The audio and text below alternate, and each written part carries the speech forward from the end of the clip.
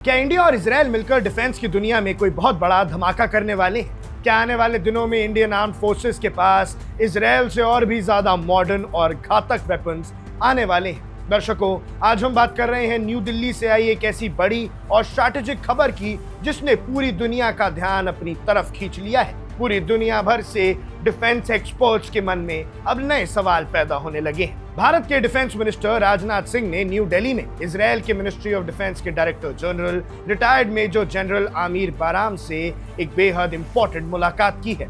इस मीटिंग के बाद से ही जियोपॉलिटिक्स के कॉरिडोर्स में चर्चा तेज हो गई है कि आखिर दोनों देश पर्दे के पीछे कौन सा नया मास्टर प्लान तैयार कर रहे हैं। इस वीडियो में हम इस हाई प्रोफाइल बैठक का पूरा विश्लेषण करेंगे और आपको बताएंगे कि स्पेशल स्ट्रैटेजिक पार्टनरशिप के पर्दे के पीछे आखिर चल क्या रहा है। दर्शकों, सबसे पहले बात करते हैं इस मीटिंग के कोर एजेंडा की।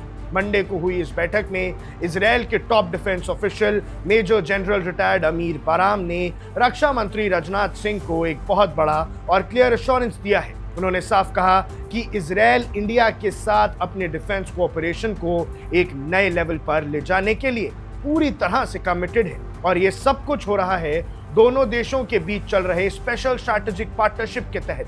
अब इस हाई लेवल मीटिंग की गंभीरता का अंदाज आप इस बात से लगा सकते हैं कि वहां सिर्फ राजनाथ सिंह और आमिर बाराम नहीं थे। इस दौरान इंडिया के डिफेंस सेक्रेटरी राजेश कुमार सिंह और इंडिया में इजरायल के एम्बेसडर रूवान अजार समेत दोनों देशों के की टॉप ऑफिशियल्स मौजूद थे। मीटिंग के बाद इजरायली एम्बेसडर ने सोशल मीडिया पर रक्षा मंत्री का शुक्रिया अदा करते हुए एक बहुत बड़ी बात कही। उन्होंने लिखा कि इंडिया और इजरायल मिलकर कुछ ऐसे जॉइंट प्रोजेक्ट्स पर काम कर रहे हैं जो इस बायलैटरल पार्टनरशिप को आने वाले वक्त में और भी ज्यादा यूनिक और महान बना देंगे। अब ये जॉइंट प्रोजेक्ट्स क्या है, इस पर सबकी नजर टिकी हुई है। भैया, पूरी कहानी को थोड़ा पीछे ले जाकर चलते हैं और समझते हैं कि साल 2026 में इंडिया और इजरायल के रिश्ते इस मुकाम तक कैसे पहुंचे। दोस्तों, ये पूरा सिलसिला इस साल की शुरुआत से ही बहुत तेजी से आगे बढ़ रहा था। फरवरी 2026 में प्राइम मिनिस्टर नरेंद्र मोदी ने इजरायल के 2 दिन का एक बहुत ही महत्वपूर्ण दौरा किया था। उस दौरान पीएम मोदी और इजरायली पीएम बेंजामिन नेतन्याहू के बीच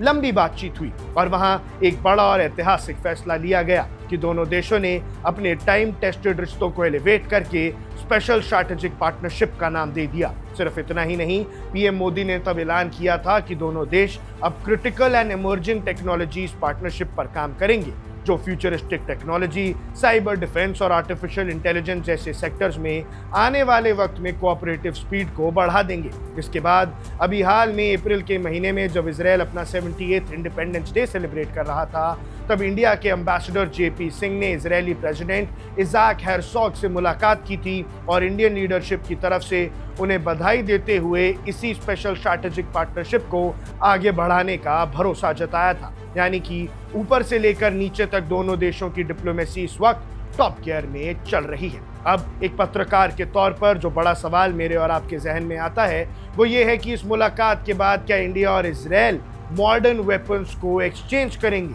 क्या इंडिया इजरायल से और ज्यादा घातक हथियार मंगवाएगा? और आखिर दोनों देश मिलकर किस तरह के जॉइंट प्रोजेक्ट्स बना रहे हैं? देखिए दोस्तों, इंडिया हमेशा से इजरायल के टॉप डिफेंस बायर्स में से एक है, चाहे वो यूएवीज यानी ड्रोन्स हो, बैरिक मिसाइल डिफेंस सिस्टम्स हो या फिर मॉडर्न सर्वेलेंस इक्विपमेंट। इजरायल की टेक्नोलॉजी ने हमेशा इंडियन आर्मी, नेवी और एयरफोर्स को एक बड़ा एज दिया है। लेकिन अब बदलते वक्त के साथ ग्लोबल जियोपॉलिटिक्स सिनेरियो बहुत तेजी से बदल रहा है।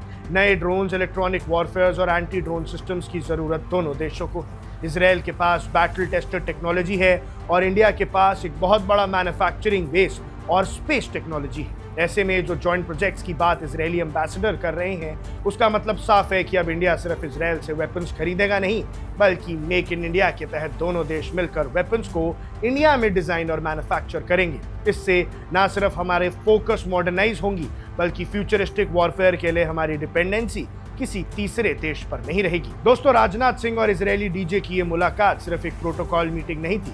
ये इस बात का सबूत है कि वेस्ट एशिया में चल रहे तनाव और बदलती हुई ग्लोबल पॉलिटिक्स के बीच भी इंडिया और इजरायल के डिफेंस और स्ट्रैटेजिक रिश्ते बिल्कुल रॉक सॉलिड हैं। आने वाले दिनों में जब इन जॉइंट प्रोजेक्ट्स की डिटेल्स बाहर आएंगे तब पता चलेगा कि मिलिट्री मॉडर्नाइजेशन के मामले में इंडिया कितनी बड़ी छलांग लगाने वाला है। इस डिफेंस और फ्यूचरिस्टिक टेक्नोलॉजी पर हमारी नजर बनी हुई है, पर जो भी आपको लगता है, जो भी आपकी राय है, कमेंट सेक्शन में जरूर बताइएगा। आप देख रहे हैं वन इंडिया, मैं हूं आकुश कौशल। Subscribe to One India and never miss an update. Download the One India app now.